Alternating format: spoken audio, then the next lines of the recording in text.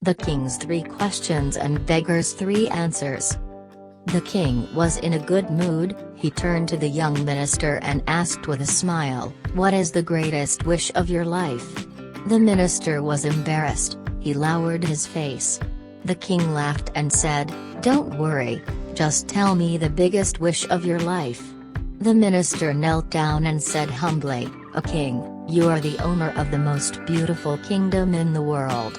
Whenever I see this kingdom, a desire rises in my heart. If 1/10 of it were mine, I would be the luckiest person in the world." The minister was silent. The king laughed and said, "What if I give you half of my kingdom?" The minister looked up nervously and humbly said, "A king? How is this possible? How can I be so lucky?"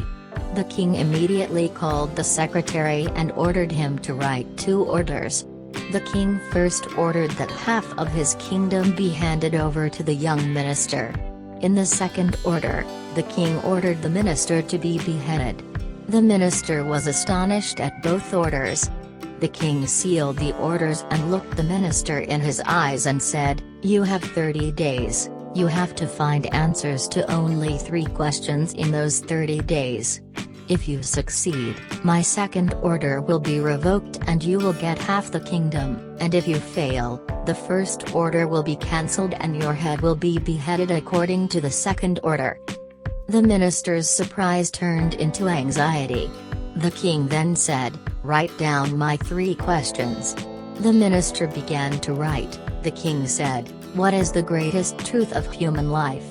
He paused and said, "The second question is, what is the greatest deception of human life?" He paused and then said, "The third question, what is the greatest weakness of human life?" The king then struck the bell and said aloud, "Your time begins now."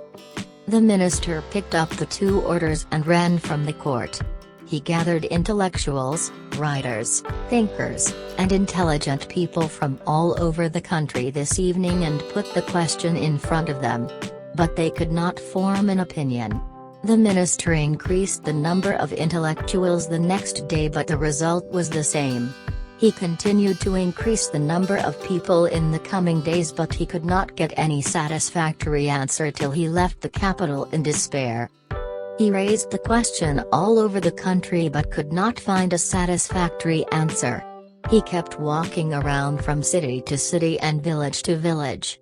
The royal robe was torn, the turban was loosened and hung around his neck, his shoes were torn and he had blisters on his feet.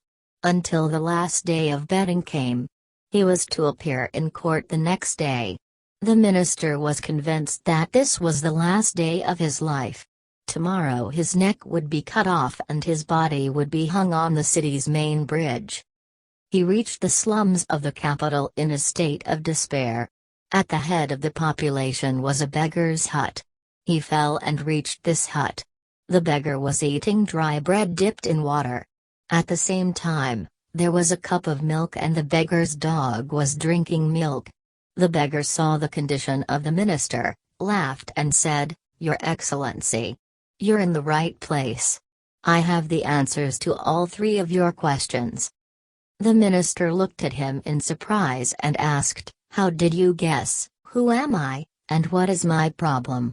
The beggar put the pieces of dry bread on the plate, smiled, picked up his sack, and said to the minister, "Look here, you will understand." The minister looked down. There was a royal cloak under the sack. This was the dress in which the king gave gifts to his closest ministers. Beggar said, "Your Excellency, I was also the minister of this empire. Once I also made the mistake of betting on the king like you, but now see the result for yourself."